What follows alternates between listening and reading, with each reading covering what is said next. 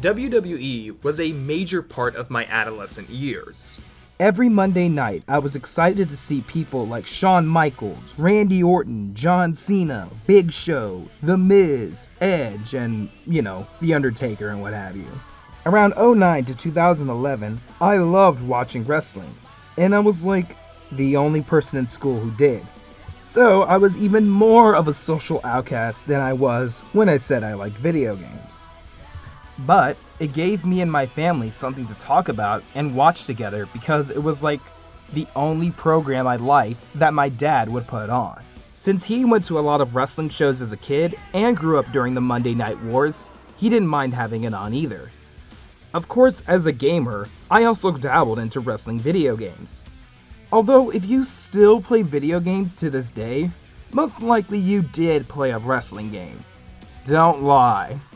Whether it be at a friend's house, seeing it in passing, or just owning one for no reason. There are so many wrestling games out there because most WWE games are released on a yearly basis.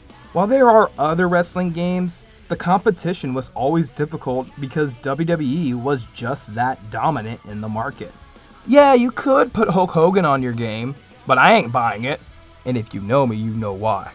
What I didn't know is that a majority of these games were created by a Japanese company named Yukes. I saw their logos in all the wrestling games I played throughout the years, and it's absolutely insane not only how many games they churned out over the years, but also the quality of them too. If you saw that logo, you just knew you were gonna get a good game.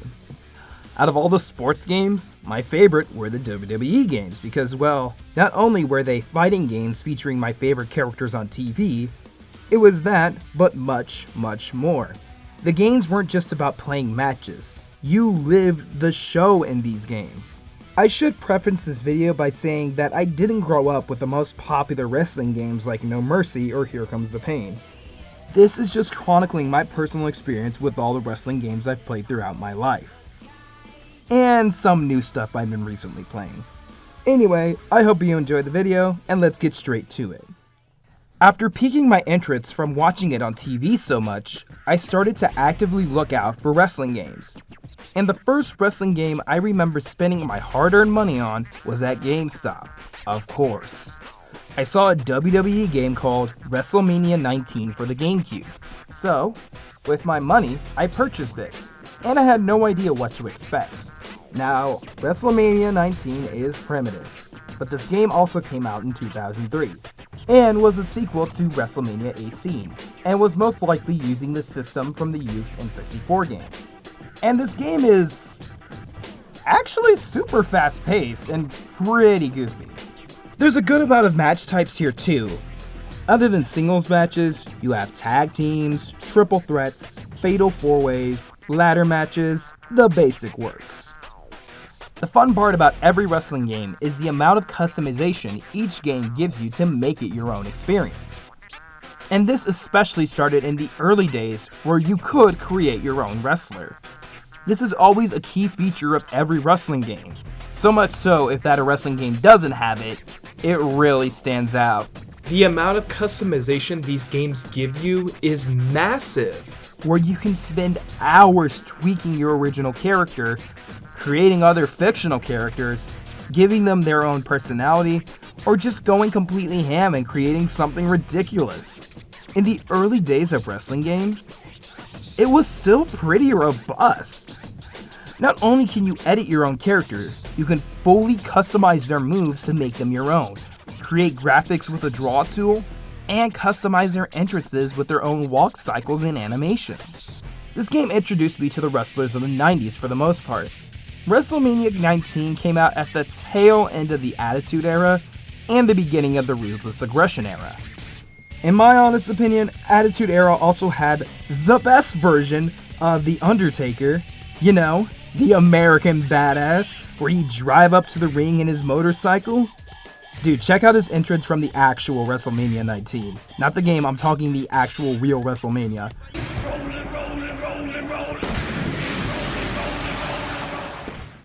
Jack Garland would be so proud. The game's story mode is called Revenge. Basically, you pick your superstar, and then all of a sudden, your contract with the WWE is already over, and you're being kicked out. Stephanie McMahon decides to take pity on you, and use you to basically disrupt her father's plans for WrestleMania. So you think in the story mode, you're like, alright, let's stop WrestleMania. You know, go to Raw, create rivalries, get The Undertaker involved or something. No. You're gonna commit actual crimes. You do things like going to the construction site of WrestleMania Stadium, throwing workers to their deaths, invading the shopping mall and making security guards bleed, prevent shipments of the things Vince needs for WrestleMania, and beat up a bunch of sailors. Yes, you're beating up harmless 9-to-5 employees that unfortunately did nothing wrong other than being under Vince McMahon's paycheck. The missions vary, but each one has to do with making the chances of WrestleMania not happening. But it does because, plot twist, Stephanie was using you, and your actions have caused her to now run WrestleMania. And you go 1-to-1 with the big boss man himself, Vince McMahon. I fucking love wrestling games, dude. Now, WrestleMania 19 isn't terrible. In fact, at points when it's primitive, there's a fun little game in there. It's just, after Revenge, there's not really much to do other than create superstars or do tournament bouts for the titles. You can also visit the WWE shop and see GameCube Stacy Keibler in a bikini and buy new movesets and weapons from her. This is the part of the game that I had to make sure that no one was in the room before I went into it. For its time, not only was it fine, it was definitely fun, but it's not as fondly remembered as the other behemoths we'll get to. But it's a pretty good game other than its crazy story mode. Yukes would continue to make wrestling games on the GameCube until Day of Reckoning 2. But on the other consoles, specifically PlayStation, they also had the Smackdown series. Starting from the PS1, these games were heavily acclaimed and sold like hotcakes because they were so damn good. After the 5th game in the series, Here Comes the Pain, they still did make Smackdown games, but now they retitled them to Smackdown vs. Raw. And while I haven't played the original Smackdown vs. Raw, when I saw a copy of Smackdown vs. Raw 2006 with Batista and John Cena on the cover, I just knew I had to get it. Now, out of all the games, I definitely played this one the most. This game had a lot more of the superstars I recognized on TV, because it was like 2009 when I was playing this. The fighting system in 06 is similar, but a lot more stable in comparison to WrestleMania 19. It's a lot slower and methodical, but that made it easier to pick up and play. 06 does have a bar system, and before the match starts, you can choose if you want to play as a heel or babyface, fighting clean or fighting dirty. This would reflect in your entrance because the crowd would cheer or boo you depending on what you selected. The more you do certain actions, like as a face you taunt, you do top rope moves, and get the crowd on your side, or as a heel you argue with the ref, do dirty tactics like avoiding rope breaks, untying the turnbuckle, or getting away with a move that would disqualify you, that builds up your meter. You do have a limited time to do your finisher, but you can store one when you fill it up for the first time. While it has most of the same mechanics, it's a bit slower and features more moves, and is more experimental and a lot more polished. This is supported by the fact that 06 is brimming with content. You get loads of new match types like 3 Stages of Hell, Steel Cage was expanded, Buried Alive, Fulfill Your Fantasy, and outside of that, 2 season modes, and General Manager mode. So out of this one game, you had a mileage of content to get through. You also had unlockable characters that were WWE legends, and you can even customize your own locker room. What I'm basically trying to say is, how the heck did they make this game, dude? For season mode, you can either choose between a Raw or a Smackdown storyline, depending on who you chose. On Raw, you fight for the WWE Championship against Triple H and fight through Eric Bischoff's corruption. And when I hit him with the T-bone and pin him again, I'll be that much closer to earning the World Heavyweight title match I deserve. And on Smackdown, you have an overarching story which is about figuring out who ran over Teddy Long. They were simple Road to WrestleMania stories that were mostly interchangeable with either a created superstar or current wrestlers on the roster. And they were fully voiced too. There's multiple decisions you'll make throughout the story, and those matter because they decide what your next match is or where the story goes from there. Also, there are storylines that are exclusive to certain wrestlers, like The Undertaker's Urn, or even a storyline about the ECW brand. Now, the Creation Suite was even more robust with even more options. Not only was Create a Wrestler still here, you can set what they call you in your entrance, a hometown, and more customization options like Create a Championship and stables were added. The entrances were also improved because now you can customize your own pyro.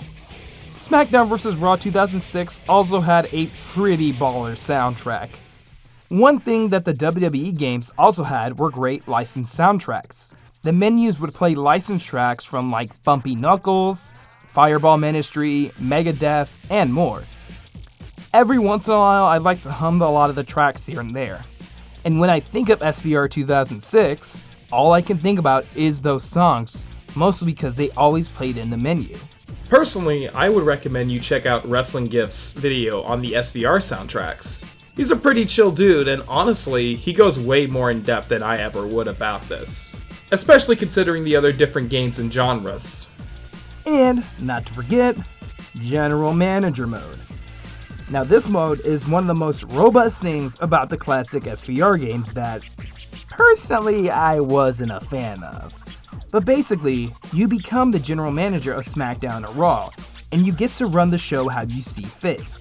You invest funds in the presentation, what superstars you want on your roster, you sign free agents, how you book your matches, and you compete against Raw or SmackDown in brand supremacy.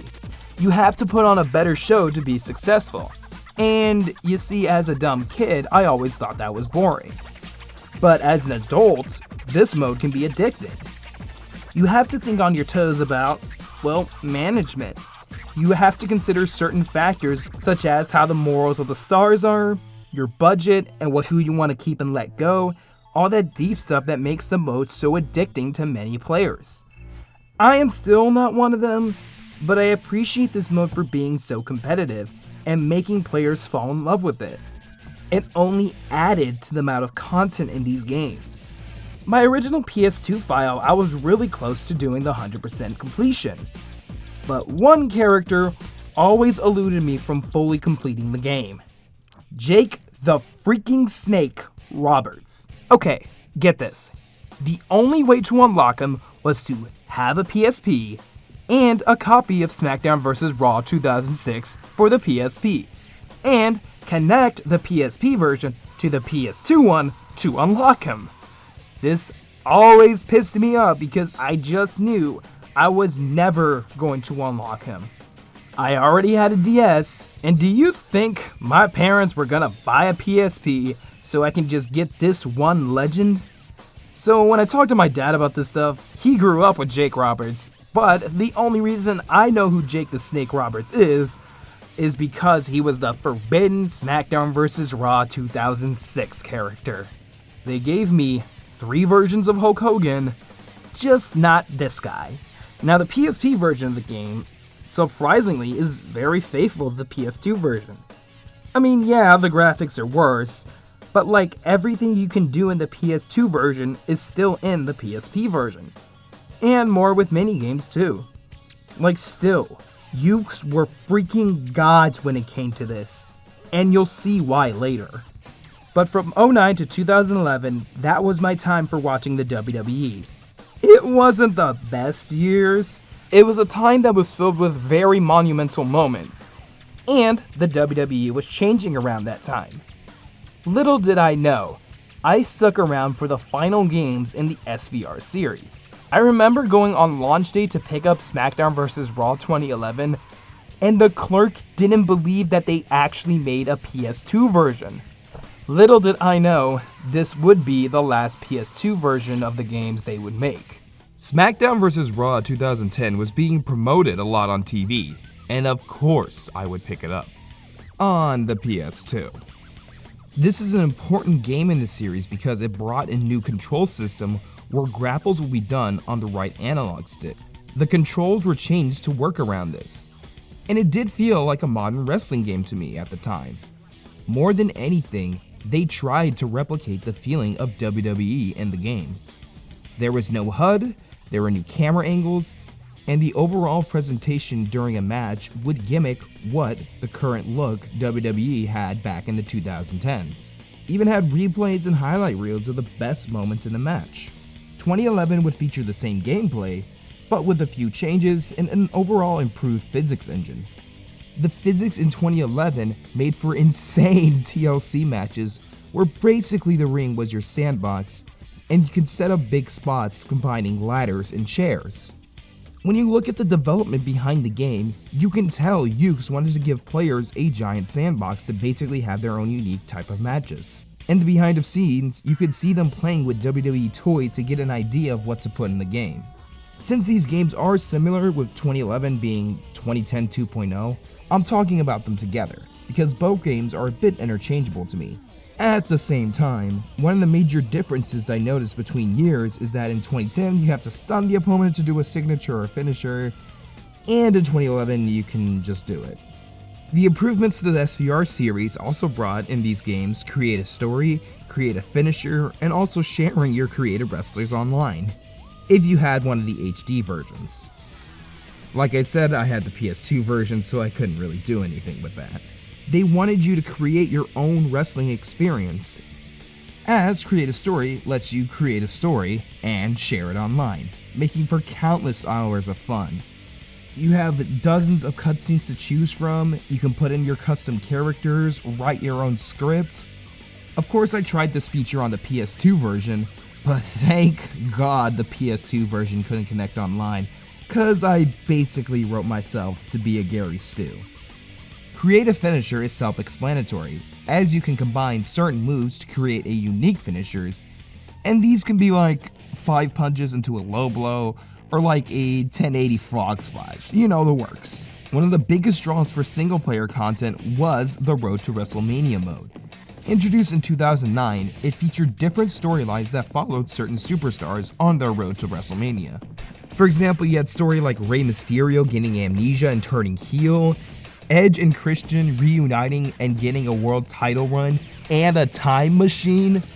Co-op story modes with Brand Warfare where ECW takes over and just wrecks shop, a Mickie James storyline that was years before the Women's Revolution, and featured the first Women's Royal Rumble and actually took women's wrestling seriously.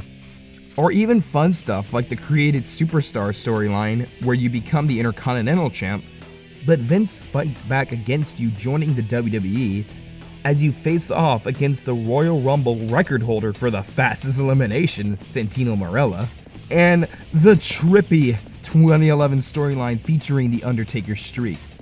This mode gave us so many memorable stories that are still being talked about today here and there. Road to WrestleMania mode in 2011 also brought back free roaming, where you can free roam around the locker room and also pick fights with different wrestlers here and there. I kinda wish there was more dialogue with everyone else because I was so excited to go up to my favorite wrestlers and they just told me to get out of my face. At the same time, this does mimic real life. If you're curious about the behind the scenes of these games, I strongly recommend you check out Justin Leeper's Let's Plays and blog posts about the times he worked at THQ on Smackdown vs. Raw. I learned a lot about Road to WrestleMania, Yukes as a developer, and extra storylines too that were cut. In 2011 though, Universe Mode was introduced where there would be a schedule for matches, and there would be weekly rivalries, set matches for pay-per-views, and it'd all be thrown together in an algorithm where you can live out the weekly shows every day. You can set who the champion is of each show, what superstars will go after the title and fight to be #1 contender, set up rivalries, and you would play matches normally, but if that superstar was in a rivalry, their rival would find a way to mess with your match. Like they attack you afterwards, come out and intimidate you, or be watching from the crowd with their own ticket. This is a mode that has been a yearly thing ever since 2011, and no WWE game hasn't had it since, if you don't count spin-offs. It was an innovative mode that was executed very well and got even better in the following entries. Basically what I'm trying to say is that Yukes was innovated and replicated the WWE experience, and this was back on the PS3 and 360 in 2010. And this technology worked on the PS2 as well. I spent so much time playing these two SVR games and I couldn't get enough of them. After this game, they officially retired the Smackdown vs. Raw name and decided to stop making PS2 versions of WWE games. I remember I wanted to pick up WWE 12 on the Wii, but never got around to it. Also because I never really saw it in stores. Even so, I still played a lot of the SVR during the time, both 06 and 2011. I would also later learn that Yukes made other games that weren't just WWE. Crazy, right? In passing at one point, I remember looking at other wrestling video games for the PS2 on YouTube. And then I see a game that is specifically an all-female wrestling game. My 12-year-old self that was going through puberty was just blown away and thought it was the sickest shit ever. However, since I wasn't old enough and I couldn't find the game in stores, I never got around to actually buying it. Until I went to college and I came across the game at a pawn shop for $3.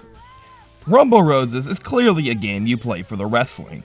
You have a robust story mode and each character has their own campaign, a unique roster filled with strong women, and only like 3 match types. Rumble Roses was made off the same engine used for Smackdown Here Comes the Pain, another goated WWE game that I never really got the chance to fully sink my teeth into. Still, this is a pretty alright game with some major annoyances. Believe it or not, Rumble Roses on the default difficulty can be pretty slow and kinda difficult. Like, matches can take upwards of 10 or so minutes on normal, which is normal for an actual wrestling match. But I prefer the games being more fast paced. Get in, get out, especially if there's an arcade mode. Realistically, the reason for this is that Rumble Roses is more focused on submission moves. You do have some wrestlers that have finishers that are lethal moves to go for a pinfall, but the most effective way to win is via submission. Each wrestler has a humiliation move, where you have to build your opponent's humiliation meter by putting them in sexy and humiliating poses. So by the point they are fully humiliated, using a humiliation finisher will double the amount of button mashing needed to escape. You can either do the slow and methodical way, or put everything on easy, spam lethal moves, and go for the 1, 2, 3. And the babyface and heel system, gonna be real, it is the absolute worst. So Roses has a system where each wrestler has both a heel and babyface version. However, the way you unlock them is the dumbest thing ever. It's not just normal unlocking through doing the content. No. So you have to first register that you want to do specific heel or face missions before any singles match, and every time you do them, you get points toward making that character face or heel. Once you get enough points, you unlock the heel or babyface version of that particular character. But guess what? You cannot access the other version of the character at all. I could understand if this was a system in story mode, but for casual matches? Like, come on! And this is how you unlock most of the content.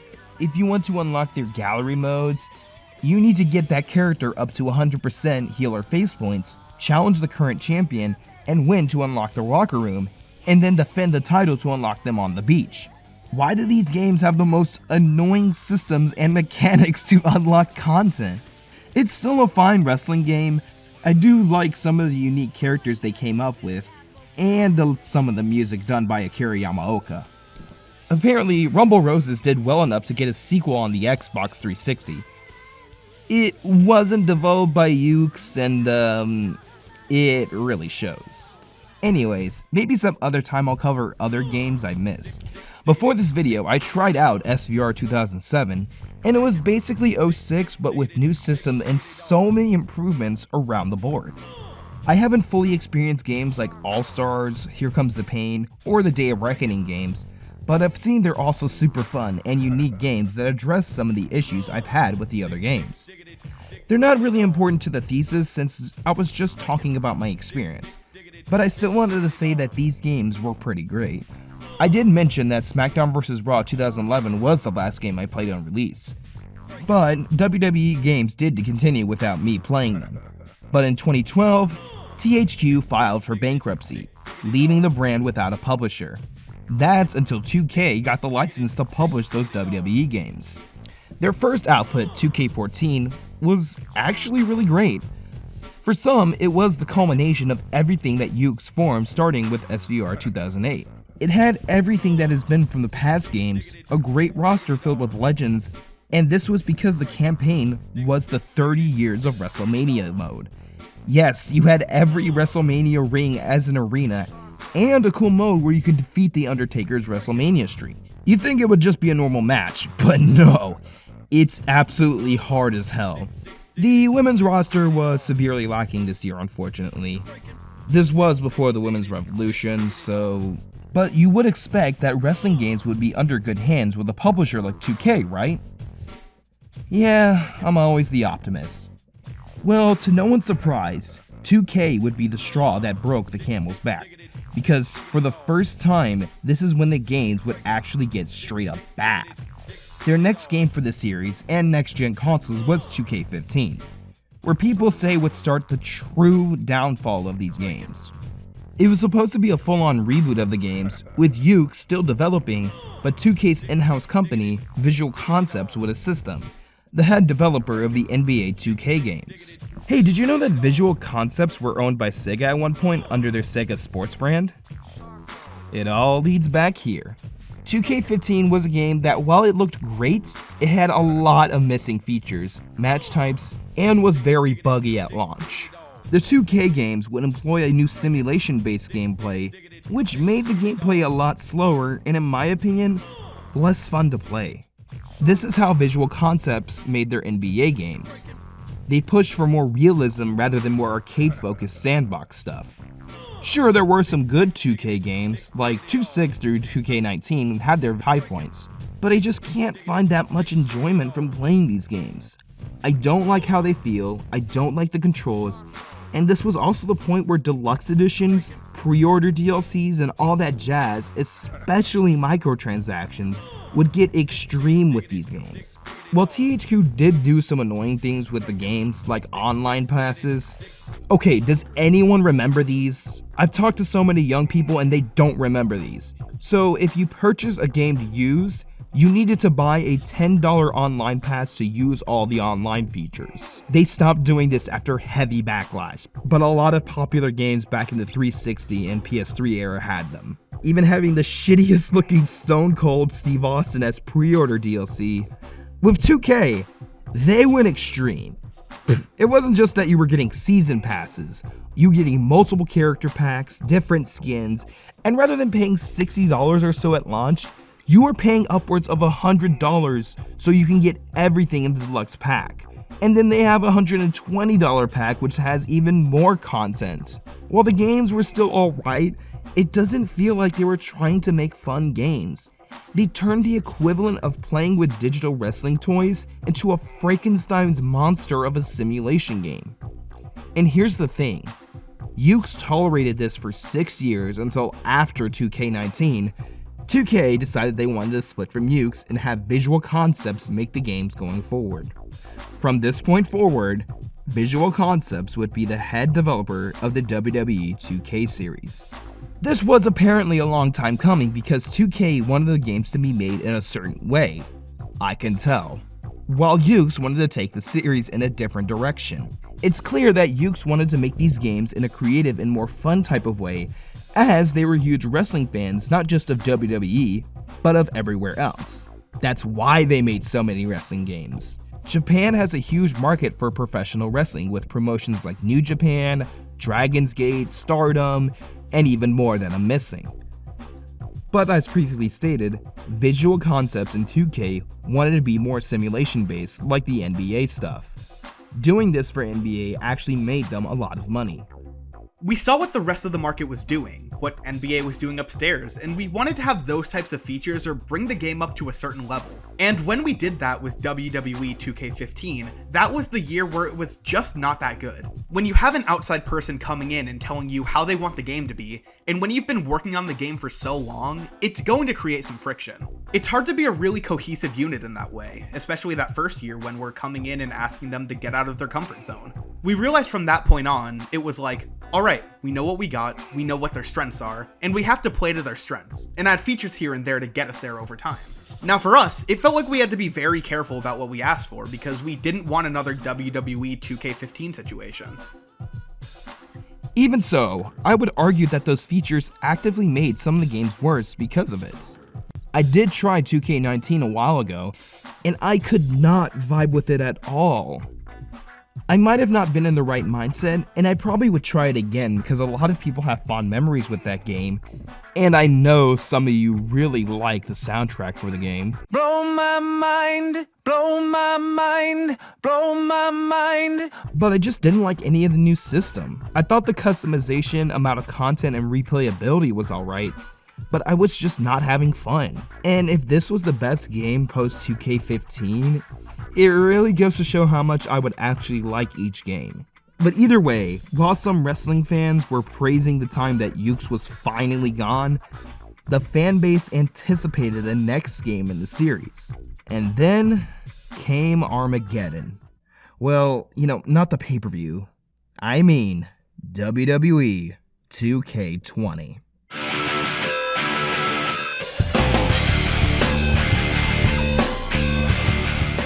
Even if you didn't know about wrestling games, you knew how bad this game was. This wasn't like the yearly release bad, this was universally bad. Whether it be the ugly looking graphics, god-awful game-breaking glitches, famous YouTubers covering this game, it lives in infamy. Out of curiosity, I did buy the game for $6, and while it is a little more stable, it's just unfun to play. When you launch 2K20, you're presented with a collage of... First of all, what are these faces? What are these character models? Why does everyone in this game look like they want to die? The controls don't mesh well with the type of system they were trying to make. The game implements the stamina system again, and it's just annoying. A lot of the moves are way too complex to be pulled off, and even with the stamina system, they give you so little that you run out of it in seconds, and it makes the gameplay so slow. The moment I really wanted to turn the game off is when I started the My Career storyline. The writing was actually so bad I didn't even want to play past the first chapter. My Career in 2K20 is... I don't like using this word a lot anymore, but it legit made me cringe. I know you were probably cringing from the fact I said that word, but it actually made me cringe. I genuinely felt embarrassed playing this game as a wrestling fan or as a gamer. So they decided this year they wanted to do a male and female storyline together. Sounds neat. I love that sort of thing. But the two main characters, Trey and Red, are the most insufferable protagonists in a video game I've ever seen. In the first chapter alone, which is them reminiscing on their days as high schoolers for some reason, Red is trying to tell them about the time they were setting out their goals. And even here the dialogue is just so awful, you're just like, yeah, they kinda deserve to get bullied.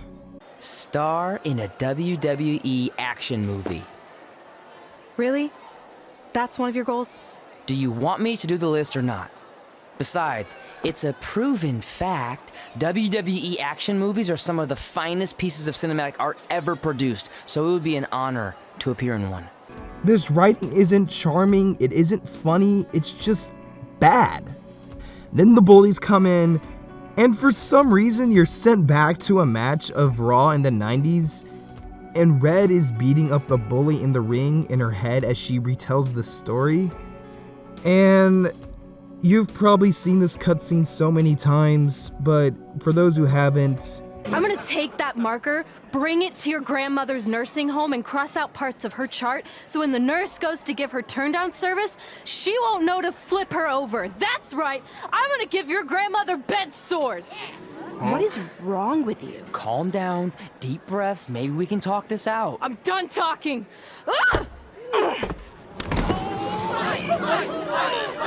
This is what happens when you mess with the captain of the wrestling team. What are you gonna do? Hit me with a steel chair? Put me through a table? I'm going to get help.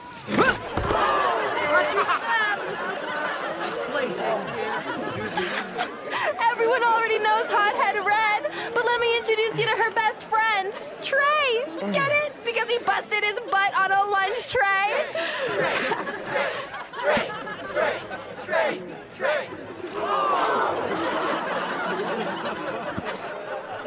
Now her face matches her nickname. Hothead Red! Hothead Red! Hothead Red! Hothead Red! Hothead Red! I mean, first impressions are everything, but you squandered any chance of me enjoying this story mode.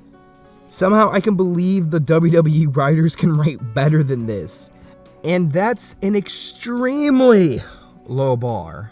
Now, Showcase mode, it should have been exciting.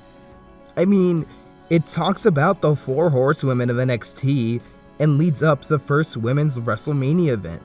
This is actually the showcase I did want to see, because this is replaying basically some of my favorite WWE matches. Sasha Banks vs. Bayley at NXT TakeOver Brooklyn is my favorite women's match of all time. But, God, they really did this showcase dirty in general. I mean, you can bring up the fact that it ends on the first women's WrestleMania main event. You know, the one where Becky and Ronda Rousey botched the finish. But also the fact that this game is just 2K20. The recreations of the match do not hit as hard as watching the actual match. I have to play this awful game just to experience it, and the remade moments and cutscenes look lifeless in comparison. There were some really interesting things that 2K20 did, like the 2K towers, and they had like really weird DLC towers too. Like not only adding the Fiend, but a whole horror-themed like storyline with alternate skins for wrestlers. I mean, the stories were all text and didn't look the best, but there was also like a Mad Max style DLC pack, a pack based off the Southpaw wrestling show that was on the network, and like Empire of Tomorrow, which deals with a hacker Asuka and Johnny Gargano taking on Alexa Bliss's mega corporation of robots and cyborgs to take down the system. Okay, this is really stupid, but like, I kinda love this dumb shit. Of course, these originals had flaws, like, I mean, we should have gotten new characters, like the first pack gave us the Fiend.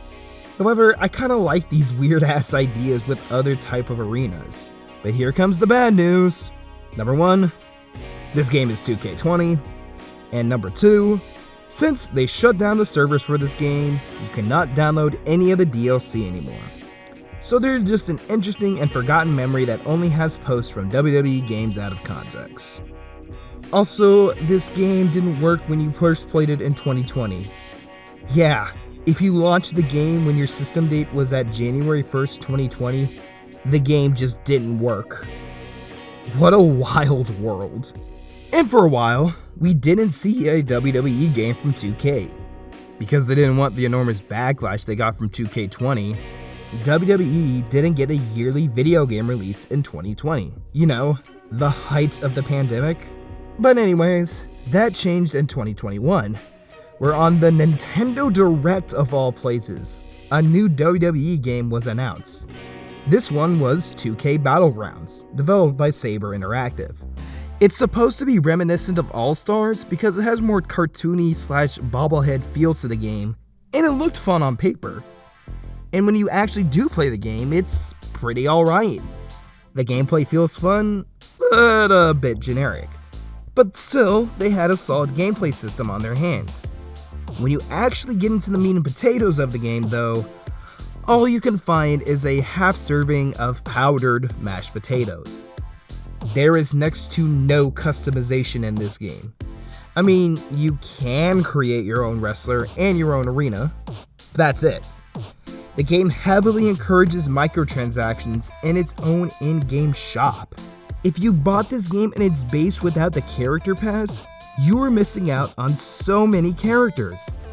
The game advertises 70 superstars and around 60 word DLC, but a majority of the stars needed to be unlocked. And we're not just talking just random legends or stuff, we're talking current roster fan favorites that needed to be unlocked. AJ Styles, Asuka, Bayley, Becky Lynch, Daniel Bryan, Drew McIntyre. Edge was a pre-order bonus. John Cena, and the list goes on and on.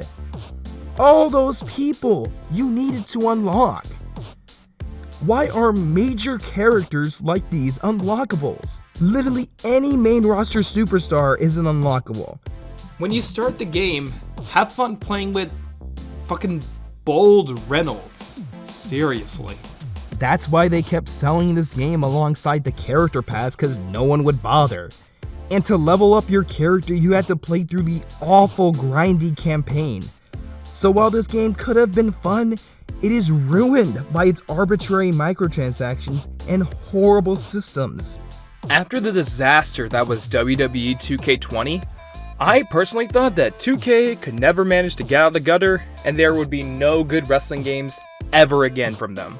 Actually, 2K20's reception was so bad that they had to cancel 2K21 and work on it for polish. Like I said, a yearly release didn't happen for that series.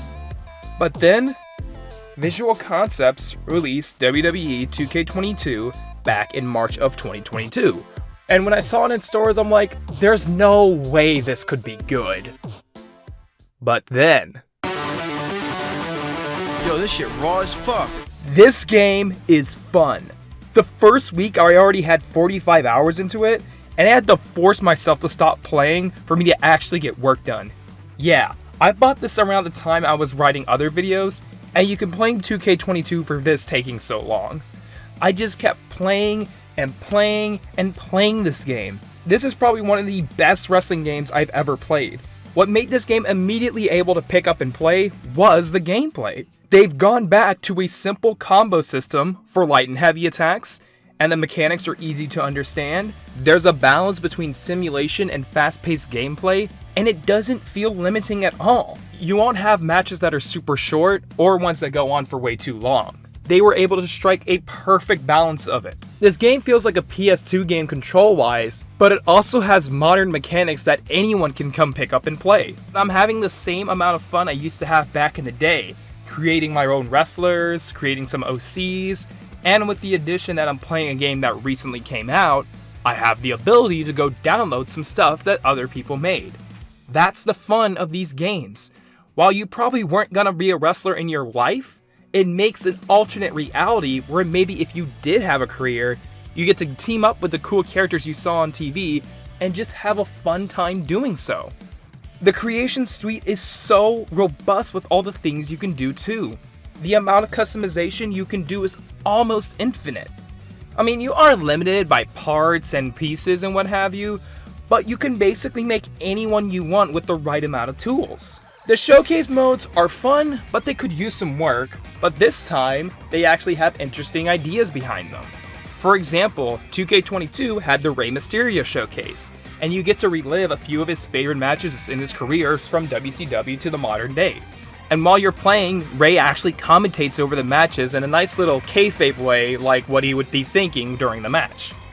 Of course, we know it's not really real, but it kind of adds to the experience anyway. And the My Career storylines are fun again.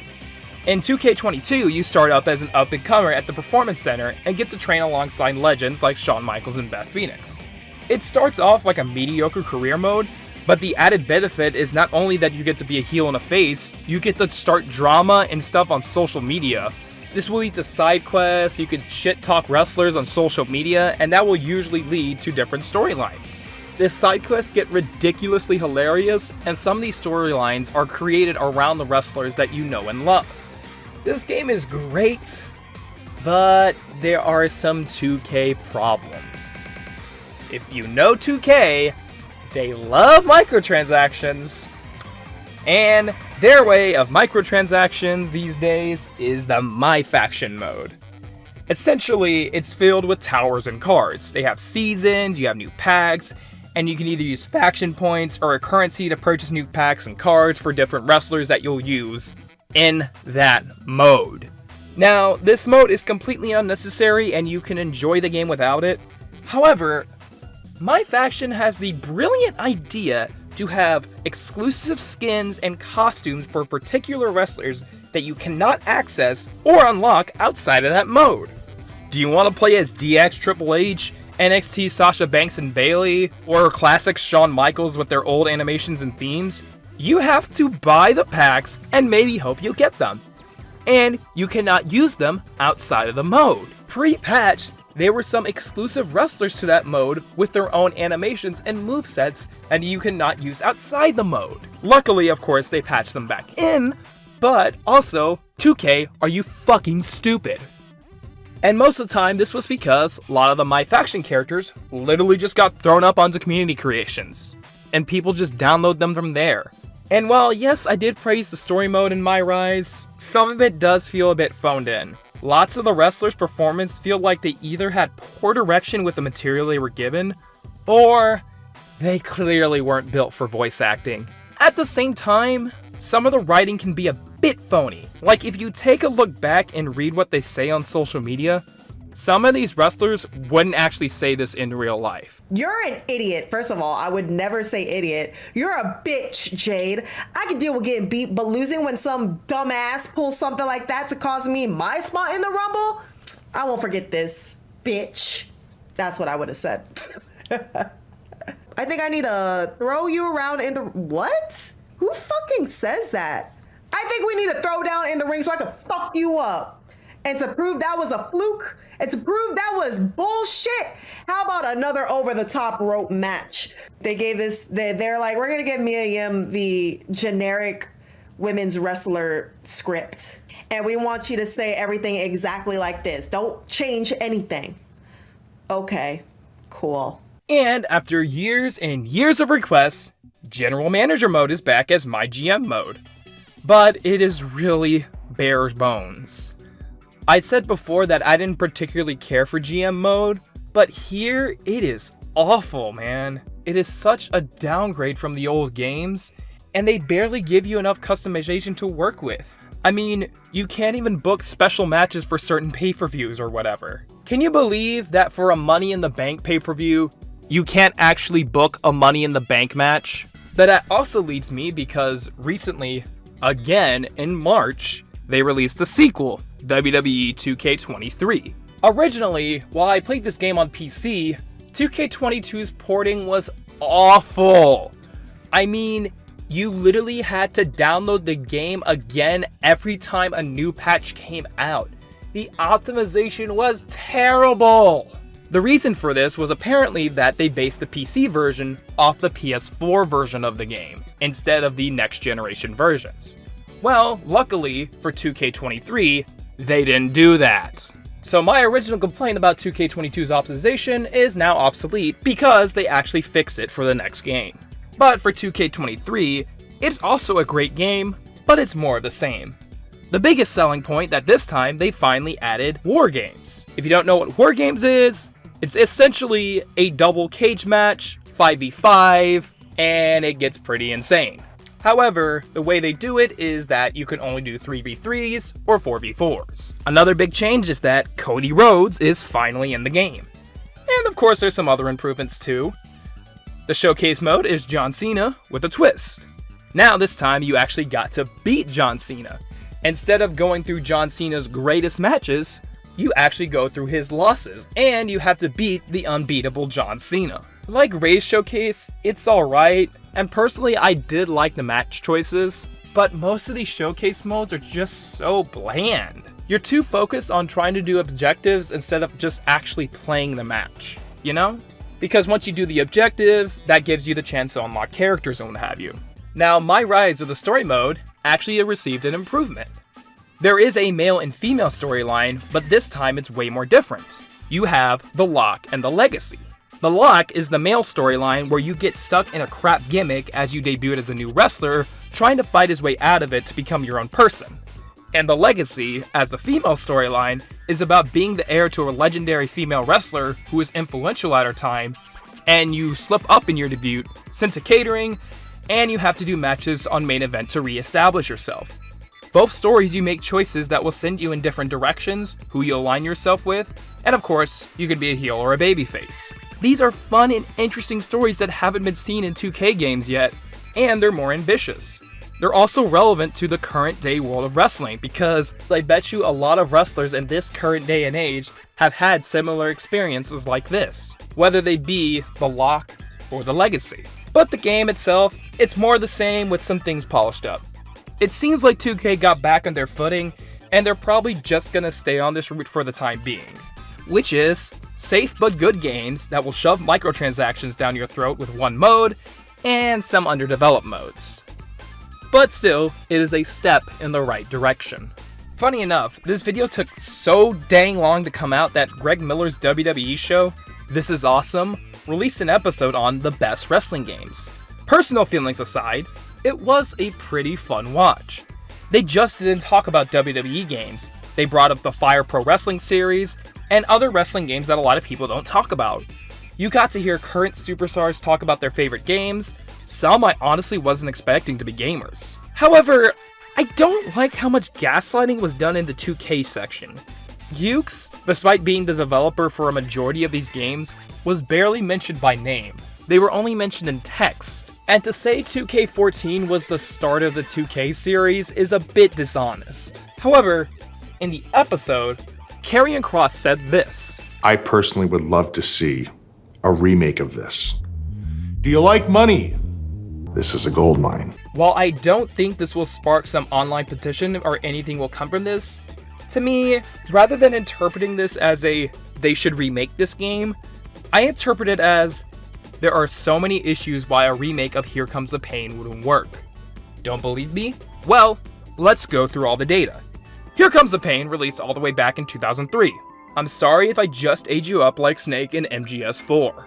The likelihood of Yukes having the source code and engine for Here Comes the Pain is not likely. If you aren't familiar how Japanese game development worked back in the PS2 days, devs commonly threw away their code because they didn't think that they would have to use it anymore. If by some miracle they do have the engine, Yukes recently released their own new wrestling game, AEW Fight Forever. You know, the competition to WWE.